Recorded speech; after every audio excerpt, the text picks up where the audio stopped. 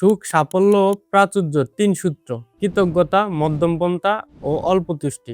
মানব প্রকৃতির কৃতজ্ঞতা এটা হচ্ছে একটা মহান গুণ। জীবনকে সাফল্যমণ্ডিত করতে কৃতজ্ঞতার মতো বড় হাতিয়ার খুব কমই আছে। এ বিষয়ে বিখ্যাত মনীষী ফ্রেডরিউইট ভ্যান আমবুর্গ বলছেন, কৃতজ্ঞতা এমন একটি মুদ্রা যার সাহায্যে আমরা নিজেদের জন্য সম্পদের টাকশাল তৈরি করতে পারি এবং কোনো প্রকার দেউলিয়া হওয়ার ভয় ছাড়াই খরচ করতে পারি। কর্পোরেট ট্রেনার ব্রেন ট্রেসি বলছেন, কৃতজ্ঞতা প্রকাশের মনোভাব গড়ে তুলুন। আপনার সাথে যা ঘটে তার জন্য ধন্যবাদ দিন এবং ভালো কাজের নোট রাখুন। আপনার এ ধরনের প্রতিটি পদক্ষেপ বর্তমানের তুলনায় অনেক বৃহৎ ও ভালো অর্জনের দিকে আপনাকে নিয়ে যাবে। ডরিস ডি বলছেন, কৃতজ্ঞতা হলো সম্পদ আর অভিযোগ হলো দারিদ্র। যারা কৃতজ্ঞ তারা সুখী, আর যারা অকৃতজ্ঞ তারা অসুখী। আসুন আমরা সর্বদা ভালো এবং খারাপ সময় কৃতজ্ঞ হই এবং নিজেদেরকে সুখী রাখি। আপনার কোনো মন্তব্য থাকলে এ বিষয়ে জানাতে পারেন।